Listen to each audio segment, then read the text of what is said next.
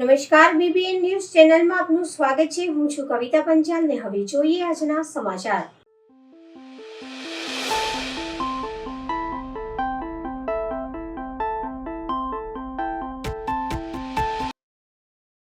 વડોદરા શહેર માંજલપુર વિસ્તારમાં આવેલ શ્રી કુબેરેશ્વર મહાદેવ મંદિર ખાતે આજે વડ સાવિત્રી પૂજા સવારથી સૌભાગ્યવતી બહેનો દ્વારા પૂજા કરાઈ.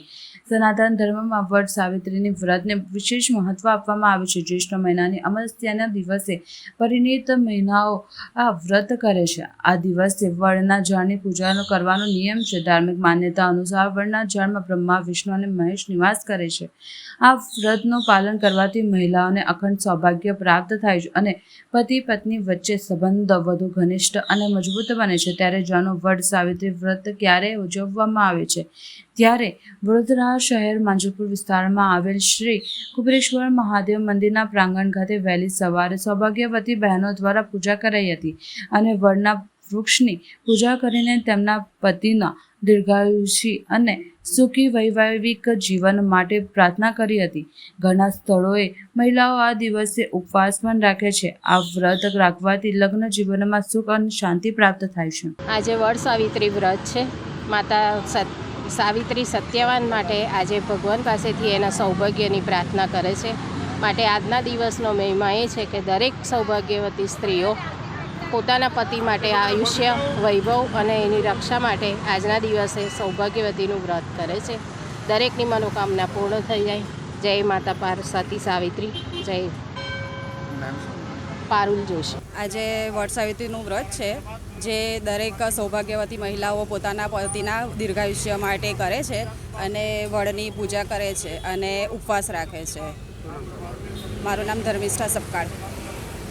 આજે જેઠ સુદ પૂનમ, આજના દિવસે સતી સાવિત્રી પોતાના પતિ સત્યવાનના આરોગ્ય માટે, આયુષ્ય માટે, દીર્ઘાયુષ્ય માટે વડની પૂજા કરી અને પતિને અખંડ સૌભાગ્ય પોતાને પ્રાપ્ત કરાવ્યું હતું.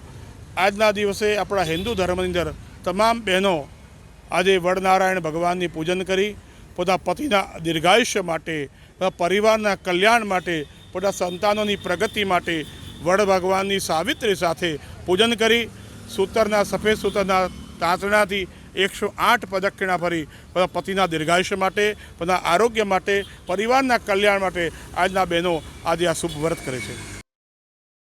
સમગ્ર ભારતમાં કોરોનાએ ફરીથી પોતાનું માથું ઊંચું કર્યું છે અને દિવસે ને દિવસે કોરોનાના કેસોમાં અવિરત વધારો થઈ રહ્યો છે. ત્યારે વડોદરા શહેરમાં પણ પાછલા એક સપ્તાહથી કોરોનાના કેસોમાં અવિરતપણે વધારો જોવા મળી રહેલ છે. ત્યારે પાછલા વર્ષોના કોરોનાની પહેલી અને બીજી લહેર દરમિયાન વડોદરા શહેરના નાગરિકોએ પોતાના પરિવારના સભ્યો ગુમાવ્યા એનું દુઃખ હજી ભૂલાયું નથી. ત્યારે કોરોનાની ત્રીજી લહેરની શરૂઆત થઈ ગઈ છે. આવા સમયે ફરી વખત કોઈ નાગરિકના પરિવારને કોરોનાનો શિકાર થઈ પોતાના પરિવારના સભ્યોને ખોવાના પડે તેના માટે કોઈ અન્ય તકલીફ ના મુકાય તે હેતુથી જાગૃતતા ફેલાવવાના ભાગરૂપે આજરોજ વડોદરા શહેર યુથ કોંગ્રેસના કાર્યકારી પ્રમુખ પવન ગુપ્તાની આગેવાનીમાં યુથ કોંગ્રેસ દ્વારા મેડિકલ માસ્કનું વિતરણ કરવામાં આવ્યું હતું. સમગ્ર દેશમાં કોરોનાની ત્રીજી લહેરની શરૂઆત થઈ ગઈ છે અને પાછલા એક અઠવાડિયાથી વડોદરા શહેરના અંદર પણ દિવસે દિવસે કોરોનાના આંકડાઓમાં વધારો થઈ રહ્યો છે. પાછલા દિવસોમાં એક 6 મહિનાની બાળકીને પણ કોરોના પોઝિટિવ આવ્યો છે. પાછલા દિવસમાં કોરોનાની પહેલી લહેર અને બીજી લહેરથી વડોદરાવાસીઓએ ઘણું ભોગવ્યું છે. ઘણા નાગરિકોએ પોતાના પરિવારના સભ્યોને ખોયા છે. સાથે સાથે ઘણા નાગરિકોએ એવી બીમારીઓના અભરખામાં ભરાઈ ગયા છે કે જેનાથી આજ પણ બહાર નીકળી શક્યા નથી. ત્યારે કોરોનાની ત્રીજી લહેર શરૂ થતાની સાથે જ વડોદરાવાસીઓ સતર્ક રહે, સચેત રહે અને ત્રીજી લહેર વડોદરાવાસીઓ પર હાવી થાય એ પહેલાં જ સોશિયલ ડિસ્ટન્સિંગ, માસ્ક અને સેનિટાઇઝિંગથી એ લોકો સજ્જ થઈ જાય એ હેતુસર આજે વડોદરા શહેર યુથ કોંગ્રેસ દ્વારા તરસાલી ખાતે મેડિકલ માસ્કનું વિતરણ કરવામાં આવ્યું. વડોદરામાં જેમ જેમ કેસમાં વધારો થઈ રહ્યું છે એવી રીતે એમાં ધ્યાનમાં રાખીને આજે વડોદરા યુથ કોંગ્રેસ દ્વારા વોર્ડ નંબર 17, 18 અને 19માં જેમ વાત કરવામાં આવે તો તરસાલી વિસ્તારમાં જે શાક માર્કેટ છે એ વિસ્તારમાં જે રહીશો રહી રહ્યા છે, લોકોને શાક વેચી રહ્યા છે, એની સાથે સાથે રસ્તા ઉપર પસાર થઈ રહ્યા બધા લોકો માટે અમે માસ્ક વિતરણ કરી રહ્યા છે. એની સાથે સાથે આ માસ્ક વિતરણ નહીં, આ જાગૃતતા અભિયાન જેવું છે જેમ જેમ કેસમાં વધારો થઈ રહ્યો છે લોકોને એક જાગૃતતા મળે કે લોકોને ખબર પડે કે એ પોતાને કેવી રીતે સાચવી રાખી શકે અને લોકોમાં એક જાગૃત થઈ શકે, એના માટે જાગૃતતા અભિયાન પણ એ થઈ રહ્યું છે. વોર્ડ નંબર 17ની અંદર તરસાલી વિસ્તારની અંદર માસ્ક વિતરણનો કાર્યક્રમ ચાલી રહ્યો છે યુથ કોંગ્રેસ દ્વારા. હવે આપ જાણો છો કે જે રીતે કોરોના મહામારીની અંદર ગયા વર્ષે જે રીતે બહુ મોટી જાનહાનિ થઈ હતી, તંત્ર કોઈને કોઈ રીતે નિષ્ફળ ગયું હતું, જેના કારણે અગામચેતીથી યુથ કોંગ્રેસ દ્વારા વોર્ડ નંબર 17ની અંદર માસ્ક વિતરણ થાય છે કે જેથી આ કોરોના મહામારીનો જે સમય છે, કપરો સમય છે, તૈયારી છે આવવાની, આટલા કેસ નોંધાયા છે, તેનાથી લોકોને સલામતી મળે તે હેતુથી યુથ કોંગ્રેસ દ્વારા માસ્ક વિતરણનો કાર્યક્રમ કરવામાં આવે છે. ફરી એકવાર આજે કોરોનાના કેસ વધી રહ્યા છે આપણા વડોદરા શહેરમાં. એના નિમિત્તે આપણે આજે માસ્કનું વિતરણ કરવામાં આવ્યું છે વડોદરા યુથ કોંગ્રેસના તરફથી વોર્ડ નંબર 17. અને આપણે સાવચેતી રાખશું, આગળ પગલાં એવા લઈશું કે કોઈને પાછું થાય નહીં. એના હિસાબથી આપણે માસ્કનું વિતરણ કરવામાં આવ્યું છે. 10/6/2025ને વડસાવિત્રીના દિવસે મહિલાઓ પતિની લાંબી ઉંમર માટે પૂજા કરે છે. આ પવિત્ર દિવસે એવું માનવામાં આવે છે કે પોતાના પતિ માટે યમરાજ સામે જીત કરીને એના પતિનું આયુષ્ય લંબાયું હતું.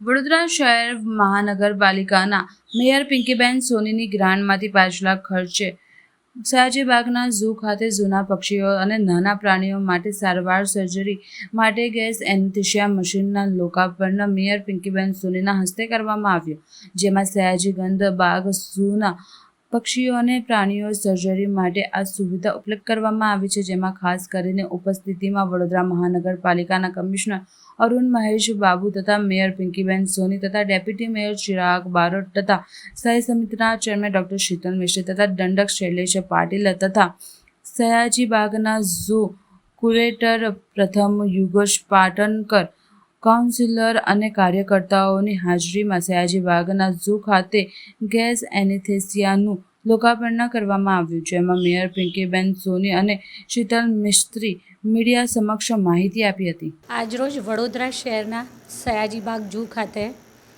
પ્રાણીઓ અને નાના પ્રાણીઓ અને પક્ષીઓ માટે વિવિધ ઓપરેશન માટે જે ઉપયોગી હોય છે તેવા સાધનો, એટલે કે ગેસ એનેસ્થેસિયા મશીન અને એડવાન્સ ક્રોટરી મશીન અને વિવિધ 18 જેટલા એના સંલગ્ન ઇક્વિપમેન્ટ્સનું આજરોજ મારા મેયરની ગ્રાન્ટના એમાંથી લોકાર્પણ કરવામાં આવ્યું છે.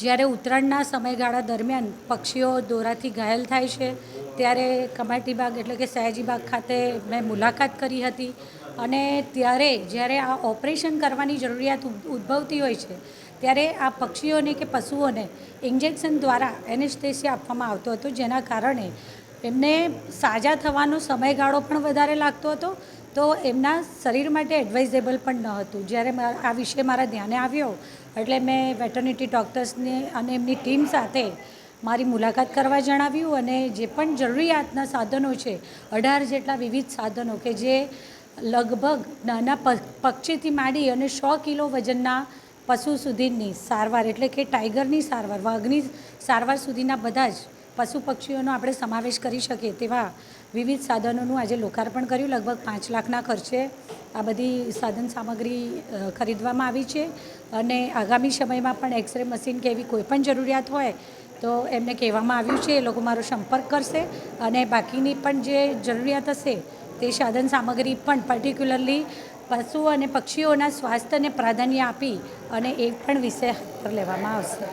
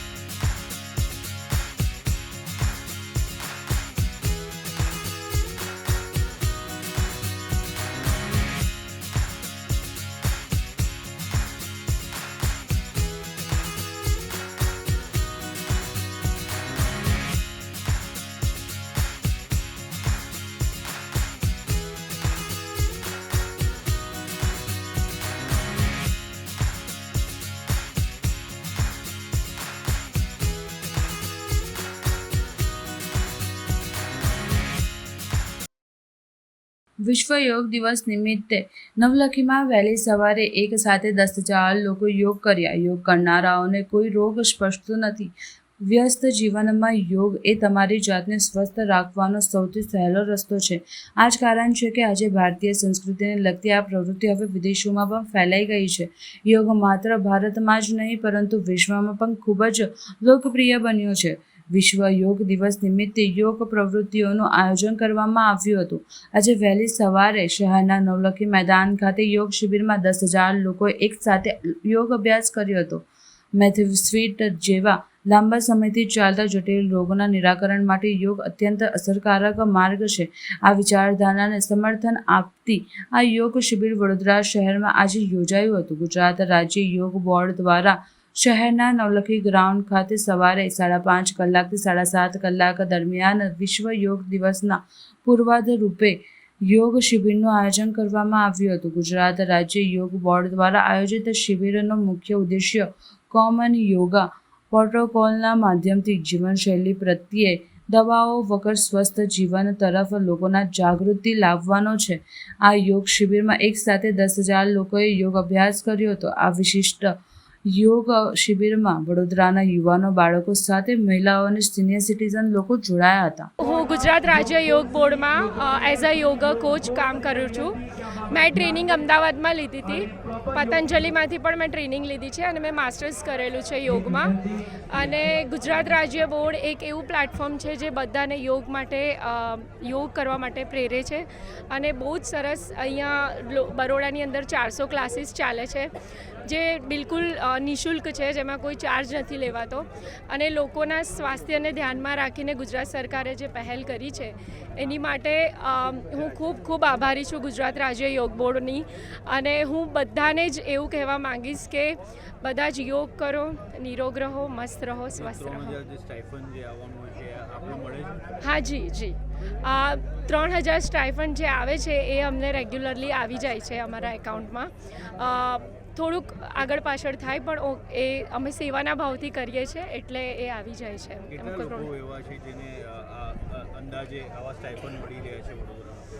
400 ક્લાસીસ ચાલી રહ્યા છે એટલે 400 જણને તો આપે જ છે સરકાર, મળે જ છે. યસ, હર મહિને.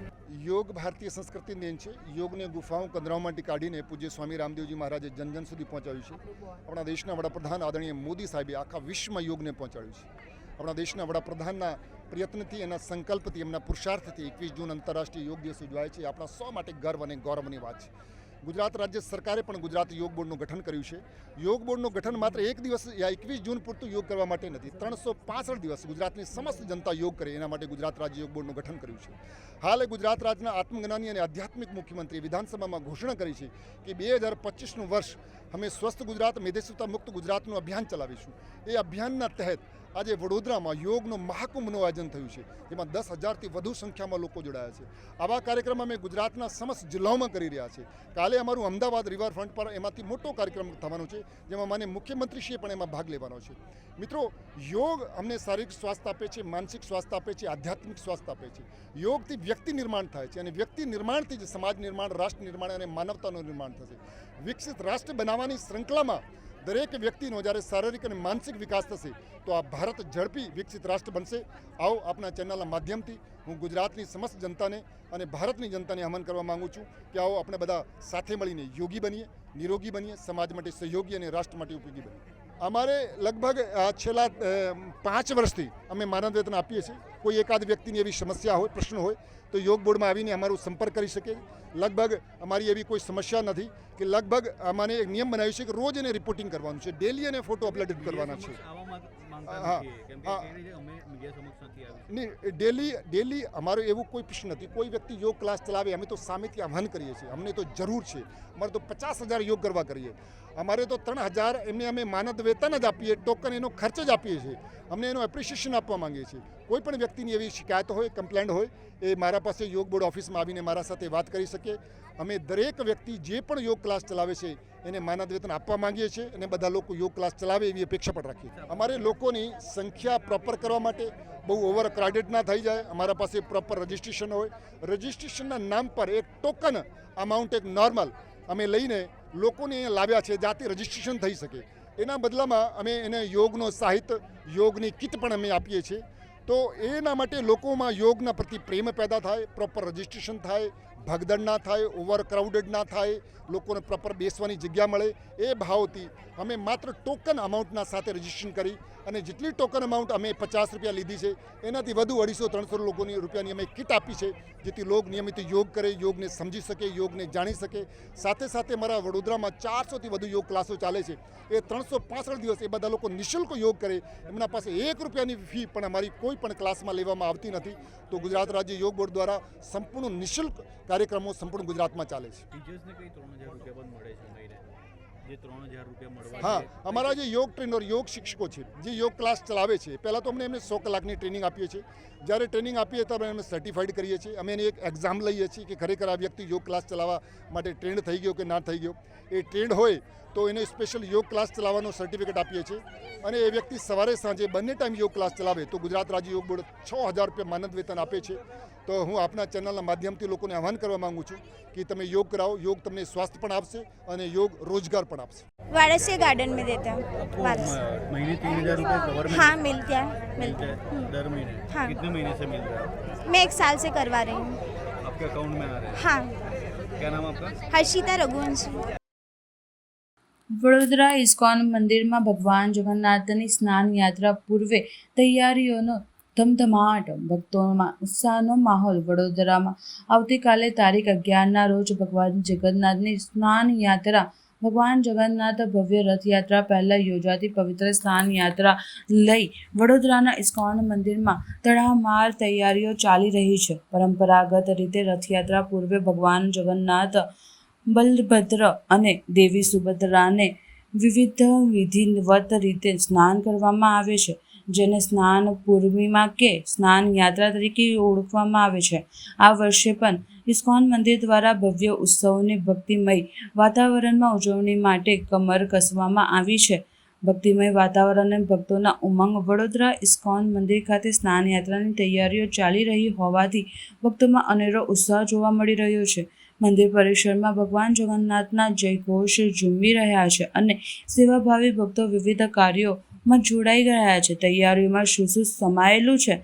મંદિર પરિસરની સફાઈ અને શુભશોભન. સ્નાન યાત્રાના દિવસે પૂર્વ મંદિર પરિસરની સ્વચ્છતા અને સુશોભન પર વિશેષ ધ્યાન આવી રહ્યું છે. રંગબેરંગી ફૂલો, રોશની અને ધજા પરાકાથી મંદિર શોભામય બની ગયું છે. વૈદિક વિધિઓ અને પૂજાની તૈયારી. સ્નાન યાત્રાના મુખ્ય વિધિ માટે પૂજારીઓ દ્વારા તમામ સામગ્રી અને વિધિઓની તૈયારીઓ કરવામાં આવી રહી છે. શાસ્ત્રોક્ત મંત્રોચ્ચાર અને મંદિર પવિત્ર જળથી ભગવાનને સ્નાન કરવામાં આવશે. 108 કળશ જળથી વ્યવસ્થા. પરંપરા અનુસાર ભગવાનને 108 કળશ પવિત્ર જળથી સ્નાન કરવામાં આવશે. આ જળથી વ્યવસ્થા અને કળશને સુશોભિત કરવાની કામગીરી ચાલી રહી છે. યાત્રા પૂર્વે અને તે દિવસે હરિનામ સંકીર્તન અને ભજન મંડળીઓ દ્વારા ભક્તિમય વાતાવરણ સર્જવામાં આવશે. સ્નાન યાત્રા બાદ ભક્તોને મહાપ્રસાદનું વિતરણ કરવામાં આવશે. આ માટે પ્રસાદ બનાવવાની અને વિતરણની વ્યવસ્થા ગોઠવવામાં આવી છે. સ્નાન યાત્રા દરમિયાન મોટી સંખ્યામાં ભક્તો ઉમટી પડ્યા હોય છે. ભક્તો સફળતાથી દર્શન કરી શકે તે માટે યોગ્ય વ્યવસ્થા અને સુરક્ષા જાળવવા માટે મંદિર પ્રશાસન દ્વારા તકેદારી રાખવામાં આવી છે. સ્નાન અને યાત્રા એ ભગવાન જગન્નાથની રથયાત્રાનું એક અભિન્ન અંગ છે. એવી માન્યતા છે કે આ દિવસે ભગવાનને સ્નાન કરાવ્યા બાદ તેઓ અનાસારા સમયગાળા માટે ભક્તોને દર્શન આપતા નથી, કારણ કે બીમાર પડે છે. આ સમયગાળા બાદ ભગવાન સંપૂર્ણ સ્વસ્થ થઈને ભવ્ય રથયાત્રામાં નગરચર્યાએ માટે નીકળે છે. વડોદરા ઇસ્કોન મંદિરના સત્તાધીશો દ્વારા જણાવવામાં આવ્યું છે કે સ્નાન યાત્રાની તમામ તૈયારીઓ અંતિમ તબક્કામાં છે અને આ વર્ષે પણ ભક્તો ભક્તિભાવપૂર્ણ આ દિવ્ય ઉત્સવમાં જોડાઈ શકે છે. રથયાત્રા પહેલાંના આ ઉત્સવમાં ભક્તોએ આધ્યાત્મિક આનંદ અને ઉમંગનો અનુભવ કરવામાં આવશે. हरे कृष्ण. इस्कॉन मंदिर के द्वारा प्रत्येक वर्ष भगवान श्री जगन्नाथ जी की जल यात्रा होती है, जलाभिषेक होता है. कल ज्येष्ठ पूर्णिमा के दिन सुबह 8:45 बजे भगवान जगन्नाथ, बलदेव जी, सुभद्रा देवी अपने निज मंदिर से बैठक पे आएंगे और उसके बाद उनको भोग अर्पण किया जाएगा। भोग के बाद महाआरती के बाद जलाभिषेक शुरू होगा और ये बरसों से आयोजन हो रहा है, तैयारियां चल रही हैं और कल ये भगवान का ये पवित्र दिन है। ये 44वीं स्नान यात्रा पहले छोटी लेवल पे होती थी, अब थोड़ा सा बड़ा होने लगा। तो हम आपके माध्यम से, आपके चैनल के माध्यम से संस्कारी नगरी बड़ौदा वासियों से निवेदन करते हैं कि आप लोग ये आयोजन 8:45 से लेकर के 12:30 बजे तक का होगा। सुबह कल जो है 11 जून ज्येष्ठ पूर्णिमा के दिन 8:45 से लेकर 12:30 बजे तक सुबह। तो आप लोग कृपा करके यहाँ आएँ, भगवान श्री जगन्नाथ जी का दर्शन करें और प्रसाद पाएँ और जगन्नाथ स्वामी की जय बोलें। कल से भगवान का पट बंद हो जाएगा।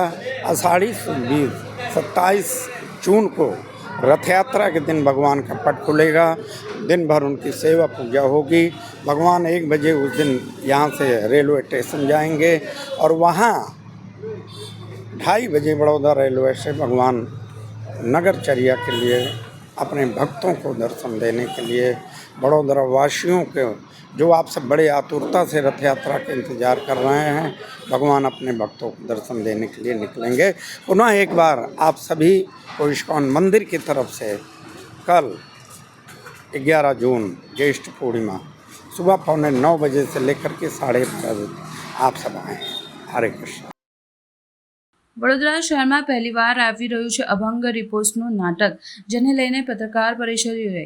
ઇન્વી ઓલિવર રિપોસ્ટ એક સમકાલીન લોક ફ્યુઝન બેન્ડ છે। તેઓ સમગ્ર દેશમાં અને ખાસ કરીને મહારાષ્ટ્રમાં ખૂબ જ લોકપ્રિય બન્યા છે, કારણ કે અભંગ એ મહારાષ્ટ્રના સંતો જેમ કે સંત તુકારામ, સંત જ્ઞાનેશ્વરી વગેરેની અવિનાશી કવિતાઓ છે। સંતો દ્વારા ઉલ્લંઘનોનું અર્થઘટન ક્રાંતિકારી છે। આ બેન્ડ તમને એ હકીકત જણાવે છે કે આધુનિક સમયમાં લોકપ્રિય વિવિધ સંગીત શૈલીઓમાં તે રહસ્યમય છે।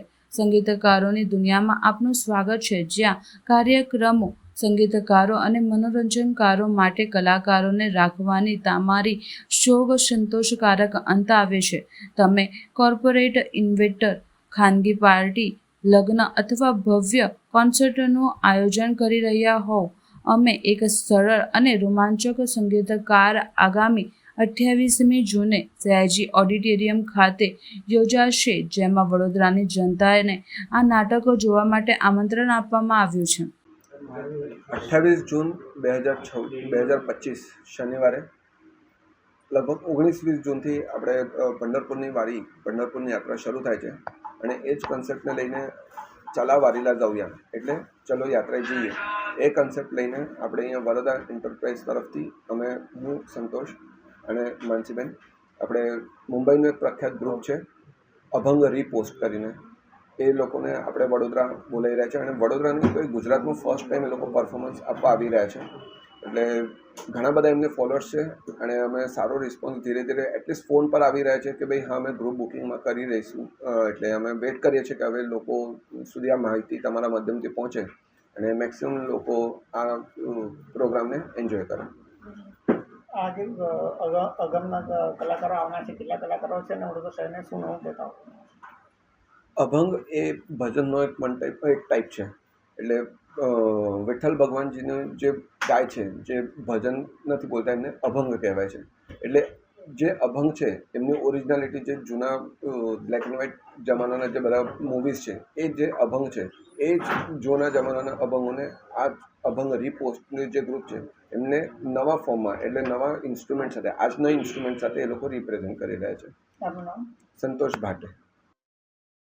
વડોદરામાં ભાજપ આયોજિત ક્રિકેટ ટુર્નામેન્ટમાં બબાલ, બેટ સ્ટમ્પ વડે જુદી જુદી 2 ટીમોના પ્લેયર વચ્ચે મારામારીની ઘટનામાં 4ને ઈજા, ગંભીર રીતે ઈજાગ્રસ્ત એક યુવાનને તાત્કાલિક સારવાર અર્થે દવાખાને પહોંચાડવામાં આવ્યો। છાની ટીપે 13 વિસ્તારમાં ગત રાત્રે યોજાઈ હતી ટુર્નામેન્ટ રમશે ગુજરાત જીતશે ગુજરાત સૂત્ર અંતર્ગત happy group day night cricket ટુર્નામેન્ટનું આયોજન કરાયું હતું. ભાજપના મહિલા કોર્પોરેટર રશ્મિકાબેન વાઘેલા અને વોર્ડ નંબર 1ના ઉપપ્રમુખ હિતેશ મકવાણાને ટુર્નામેન્ટનું આયોજન કર્યું હતું. ગોરવા વિસ્તારની એક ટુર્નામેન્ટના ટીમના યુવકો અને છાણી વિસ્તારની એક ટીમ વચ્ચે ક્રિકેટ મેચ ચાલતી હતી. કોઈ એક ટીમની તરફેણમાં અમૈયાવ નિર્ણય કરતા બે ટીમ વચ્ચે ઉગ્ર બોલાચાલી થઈ હતી. બોલાચાલી બાદ બેટ અને સ્ટમ્પ વડે મારામારી શરૂ કરી હતી. મારામારી દરમિયાન કેટલાક યુવાનોને વિજેતાઓ માટે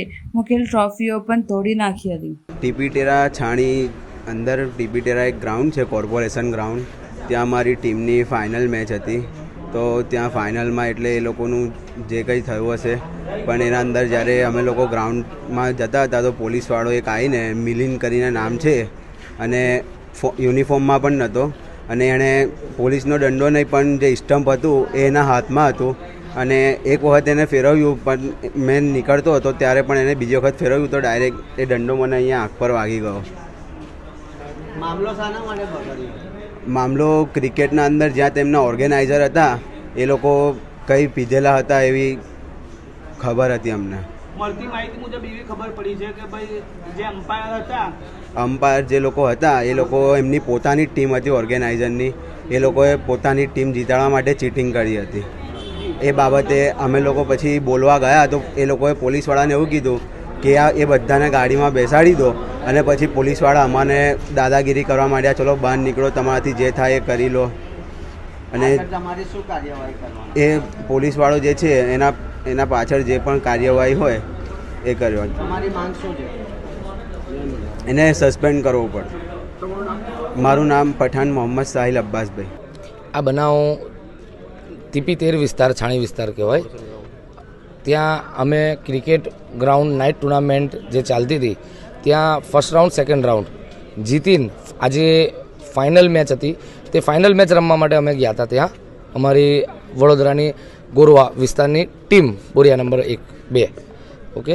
તો ત્યાં આજે ફાઇનલ મેચની અંદર અમે મેચ રમતા હતા. તે સમયે ત્યાં અમે ફર્સ્ટ બેટિંગની અંદર 98 રન માર્યા. ત્યારે સેકન્ડ ઇનિંગની અંદર 99 રન ચેસ કરવાના હતા. તો ફર્સ્ટ ઓવરની અંદર એ લોકોએ 3 થી 4 નો બોલ આપ્યા. જે કેચ આવતા હતા, વિકેટ પડતી હતી ત્યારે જ નો બોલ આપતા હતા. તો જ્યારે 2-3 વાર આઉટ થયું, જ્યારે ચોથી વાર આઉટ થયું તો અમે લોકોએ આ મેચ છોડી દીધી કે અમારે નથી રમવી મેચ, કેમ કે ચીટિંગ થાય છે તો અમારે રમવી નથી. તો તે બાબતને લઈને સામે ઓર્ગેનાઇઝરની ટીમ હતી, હિતેશભાઈ કરીને નામ છે અને શંભુભાઈ. તે ભાઈએ સ્ટમ્પ આપી કે બેટ આપી અને 2 બેટ મારી લીધા છોકરાને અને એક ચેક શર્ટની અંદર રેડ કલરનો ચેક શર્ટ પહેર્યો છે. તે સ્ટાફમાં, પોલીસ સ્ટાફમાં છે તે એવું અમને જાણવા મળ્યું છે. અત્યારે મિલનભાઈ એમનું નામ જાણવા મળ્યું છે, તે અમે પક્કા નથી. પણ તે ભાઈએ અમારે ત્યાંથી છોકરો જે મેચ જોવા આવ્યો હતો તેને અહીં માથાના ભાગમાં સ્ટમ્પ માર્યો છે. તો અમે એને એસએસજી લઈને આવ્યા છે. તો અમે પ્રશાસન જોડે કે કોઈ પણ જે વિસ્તારના આગેવાન છે કે જે મેચના ઓર્ગેનાઇઝર છે એને પોલીસે પરમિશન આપી હતી, તો પોલીસને અમે માંગ કરીએ છીએ કે અમને ન્યાય અપાવે. કે આજે ફાઇનલ મેચની અંદર અમે મેચ રમવા ગયા હતા અને ત્યાં અમારી સાથે આવું ચીટિંગ કર્યું. અમે તો મેચ છોડી દીધી હતી કે અમારે નથી રમવી. મેચ છોડવાનું કારણ કે એ લોકો ચીટિંગ કરતા હતા અને જેને બેટ મારી, મેઇન કારણ જે છે એ મેચમાં ચીટિંગ થઈ હતી એ બાબત, તે બાબતનું છે. તમારું નામ? મારું નામ તોસીફ. એટલે તમારી પ્રશાસનથી તમારી શું માંગ છે? અમારી માંગ છે કે આ લોકોને અરેસ્ટ કરે, જે પણ ગુનેગાર છે, બેટ માર્યું છે, સ્ટમ્પ માર્યું છે, અને કાયદેસરની કાર્યવાહી કરે. મિલનભાઈ છે, હર્ષિતભાઈ છે, શંભુભાઈ છે કે જે મોહમ્મદ હિતેશ છે, જે પણ છે તે બધાને અરેસ્ટ કરે અને તેમના પર કાયદેસરની કાર્યવાહી કરે. પોલીસ ત્યાં હાજર હતી, પરમિશન લઈને એ લોકોએ રાઉન્ડ ખોલેલ છે. પોલીસ ત્યાં હાજર હતી અને જાણવા મળ્યું છે કે ઓર્ગેનાઇઝરની ટીમ હતી આ, અને પોલીસને કદાચ તે સ્ટાફમાં હોય તે ભાઈ જે ભાઈ સ્ટમ્પ માર્યો છે તો એમને અધિકાર નથી કે તે કોઈ પણ છોકરાને આવી રીતે મારી શકે. મળીશું આ સમયે આ ચેનલ પર. ત્યાં સુધી સમગ્ર BBN ન્યૂઝ ચેનલની ટીમને રજા આપશો. નમસ્કાર.